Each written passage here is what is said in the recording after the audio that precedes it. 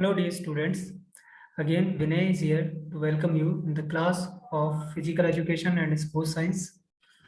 My dear students, my health is not going on in good condition right now, so that is why I could not give my previous precious times to you accordingly as we have planned to execute these classes.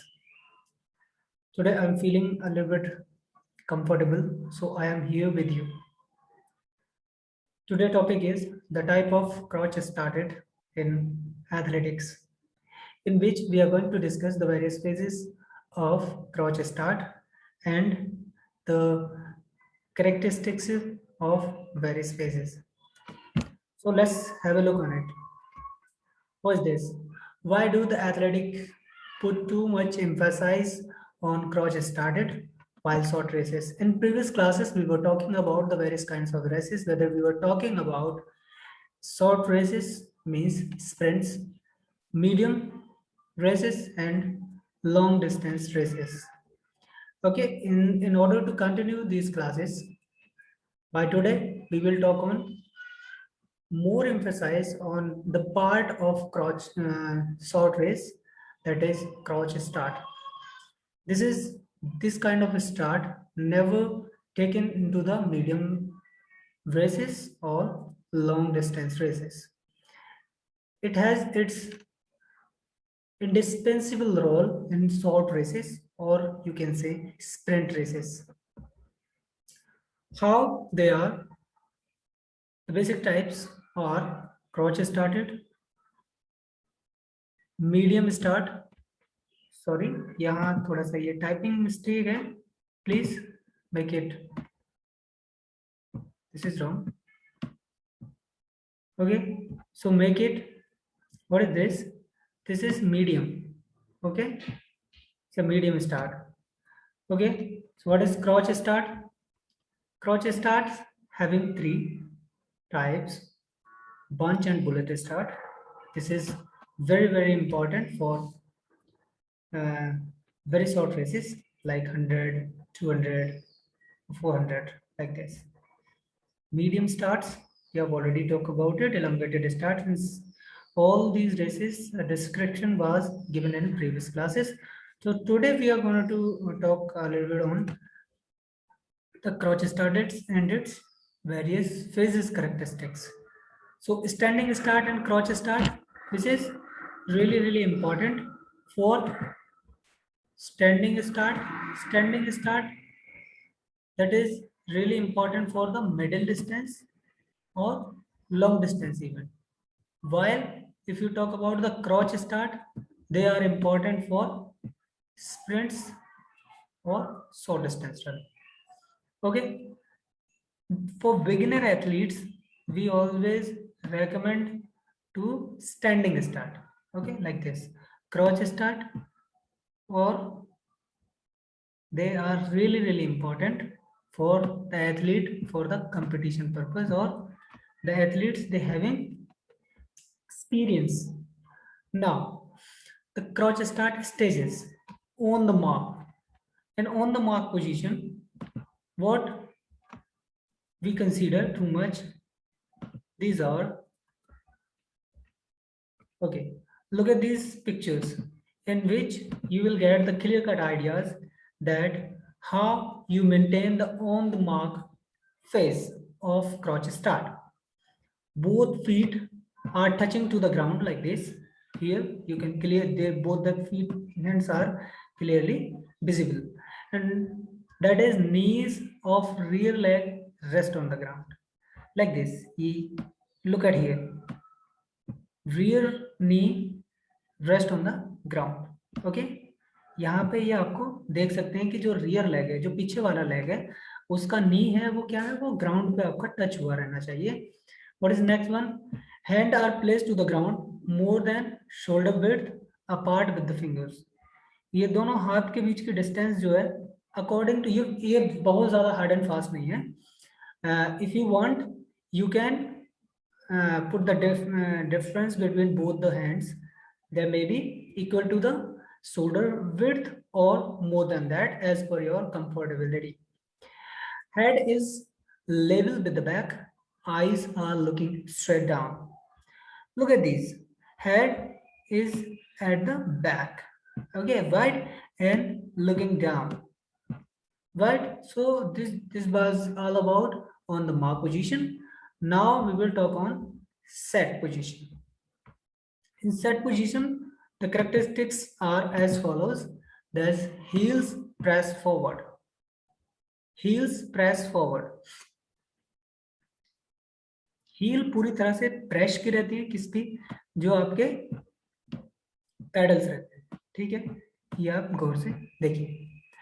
Knees of front leg is at 90 degree or near about 90 degree, give you the maximum support to generate maximum force in the control as well. And the angle of rear knee, the range is between 120 to 40. It change accordingly whether we will go for various kinds of starts. We will talk on later on it. Hips are slightly higher than that of the shoulder. Yeah, this is the position of hips, okay, right? This is higher than that of shoulder. Estate में इसका question भी पूछा गया था, तो उसको आप याद रखेंगे. ये देखिए, ये एंगल्स हम देखते कहां से हैं, तो इस तरह से आप यहाँ पे बहुत आसानी से इसको देख लीजिए ताकि आपको कोई भी परेशानी नहीं हो. ये रियर नी का एंगल है जो आपका 140 से 120 के बीच में रहना चाहिए. और ये क्या है, ये आपका फ्रंट नी है जिसका एंगल है 90 डिग्री के आसपास आपका रहना चाहिए, ठीक है. और जो आपकी मिड लाइन आएगी, मिड लाइन से जो एंगल आपका किसका रहेगा, हैंड्स का रहेगा. मिड लाइन से गौर से देखिए, मैं इसको ड्रॉ कर रहा हूं. ये मिड लाइन जो आएगी, ऐसे मिड लाइन जो निकल के जाए और इसके साथ ये जो एंगल बनेगा वो यहाँ पे 43 डिग्री लिखा हुआ है एवरेज, लेकिन ये 42 से 45 और 46 डिग्री के आसपास तक जाता है, ठीक है. चलिए, बहुत अच्छे. The shoulder are slightly ahead of the hands. अच्छा, यही एक पोजीशन होती है कि सेट की पोजीशन में शोल्डर थोड़े से आगे रहते हैं, किससे, जो आपके हैंड जमीन को टच करते हैं उससे, ठीक है. चलिए अगले में चलते हैं. अब आती है ड्राइव की पोजीशन. अच्छा, ड्राइव को दूसरे नाम से भी जाना जाता है. There is another name of drive, that is called bang position, okay. ये position, this position is really really important. ये सबसे ज्यादा इंपॉर्टेंट पोजीशन है, तो इसको बहुत गौर से आप समझेंगे. और most of the questions in previous examination and I hope that in coming examination will come from this only this drive और बैंक पोजीशन, क्योंकि ये पोजीशन ही बहुत ज्यादा इंपॉर्टेंट है. ये इसी पोजीशन से डिसाइड होता है कि आप जो है कितना शुरू में एडवांटेज ले पाते हैं स्टार्ट का, okay. So how we will consider it, trunk straightened and lift both the feet press hard against the block. इसको देखिए, जितने हार्ड हम प्रेस करेंगे उतना ही ज्यादा हम थ्रो जनरेट कर पाएंगे, पुश जनरेट कर पाएंगे through blocks to come forward, okay. अब इसकी और ज्यादा अगली जो पोजीशंस रहती हैं, जो आगे जो कैरेक्टरिस्टिक्स हैं, we will talk on it. Hands lift from the ground together, then swing alternatively, okay. Push of the leg is hard, short. The front leg, put it little less hard, put longer. होगा क्या, अगर आपने जो front leg है उसमें अगर ज्यादा push किया उस टाइम पे इन द बिगिनिंग बहुत तेजी से, फिर क्या होगा, आप रियर नी का कंट्रोल नहीं कर पाएंगे और यू विल रोल डाउन. तो इस बात का आप बहुत ज्यादा ध्यान रखेंगे. Rarely leg moves forward rapidly while body leans forward. Knee and hips are extended during drive. अच्छा, एक चीज और देखिए, इसमें एक क्वेश्चन और पूछता है कि ये आपका ये पूरा का पूरा, चाहे लेग, ठीक है, फिर आपकी ये पूरी आपकी बैक और ये सिर से होती पूरी एक लाइन जाती है. ये जिसका भी ये लाइन पूरी बहुत ज्यादा स्ट्रेट होगी उसको एडवांटेज रहेगा ज्यादा. ये नियर अबाउट अगर 45 डिग्री है, तो आप जानते हैं कि कोई भी चीज है जिसके लिए मैक्सिमम रेंज गेट करने के लिए जो एंगल होता है वो क्या होता है, 45. तो 45 डिग्री की लाइन में आपके अगर बॉडी सेगमेंट इस तरह से हैं जैसे कि इस पिक्चर में दिखाया गया है, then you will get the maximum jump और the maximum explosive strength and get the maximum length at the beginning, ठीक है। चलिए, now we will go for the acceleration phase. अच्छा, इसके बाद इसमें थोड़ा सा ये और रह गया, where is going on?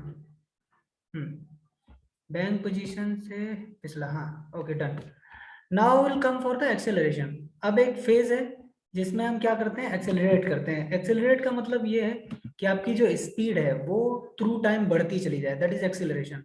The front foot is place quickly on to the wall of the foot for the first stride. Okay, पहली स्ट्राइड में इस तरह की कंडीशन आपकी हो।